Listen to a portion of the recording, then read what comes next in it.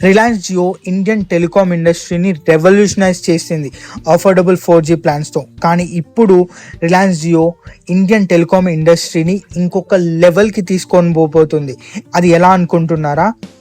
జియో ఇప్పుడు ల్యాండ్ పైన air based connectivity కాదు, స్పేస్ కనెక్టివిటీ, జియో స్పేస్ ఫైబర్ని లాంచ్ చేయబోతుంది.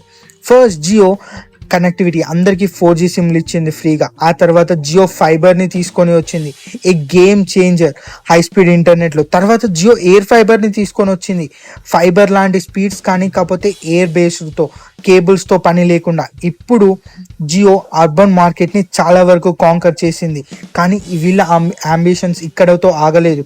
ఇప్పుడు జియో కొత్త ఏరియాలోకి అడుగు పెట్టాలనుకుంటుంది. మెయిన్గా రిమోట్ ఏరియాస్ ఆఫ్ ఇండియాని కూడా కాంకర్ చేయాలనుకుంటుంది.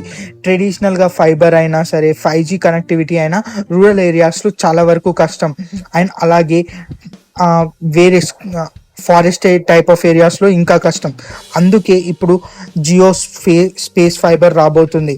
జియోకి ఓన్ శాటిలైట్ ఇంటర్నెట్ కంపెనీని పెట్టాలని ఉంది. అది కూడా high speed internet connectivity remote ఏరియాస్కి కూడా రావాలని చెప్పేసి నేషన్లో.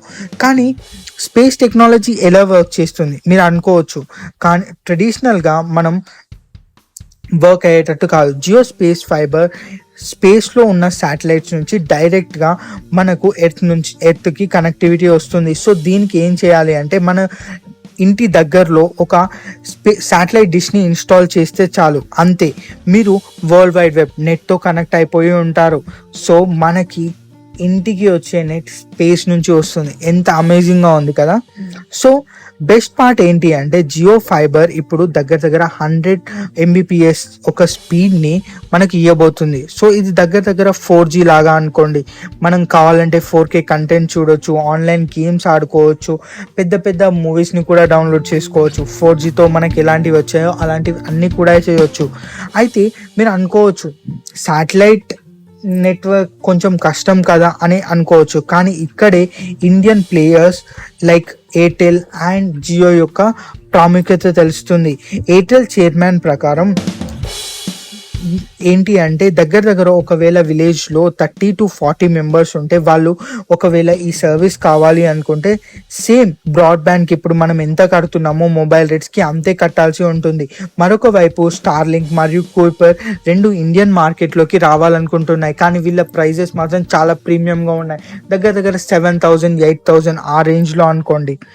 అండ్ కాకపోతే ఇప్పటికి కూడా ఈ కంపెనీస్కి ఒక ప్రాబ్లం ఉంటుంది. ఏంటి అంటే, ఇండియన్ గవర్నమెంట్ దగ్గర నుంచి వీళ్ళకి ఇంకా కూడా అప్రూవల్స్ రాలేదు, department of telecom for spectrum allocation నుంచి.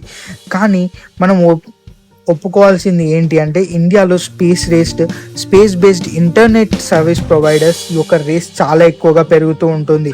అలాగే ఒక రిపోర్ట్ ప్రకారం, డెలైట్ రిపోర్ట్ ప్రకారం దగ్గర ఇండియాలో ఈ మార్కెట్ $1.9 బిలియన్ చేరబోతుందంట 2030 వరకు.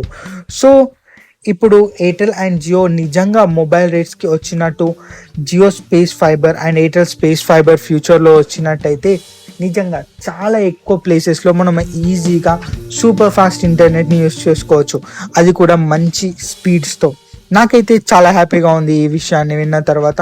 అండ్ ఈ వీడియోని చివరి వరకు చూసినందుకు చాలా థ్యాంక్స్. నేను ఈ వీడియోలో ఏదైనా తప్పులు చేసి ఉంటే తప్పకుండా కమెంట్ సెక్షన్లో చెప్పండి. నెక్స్ట్ వీడియోలో నేను అవి జరగకుండా కాపాడుకుంటాను అండ్ ఇంప్రూవ్ చేసుకుంటాను నన్ను నేను. Thank you very much watching.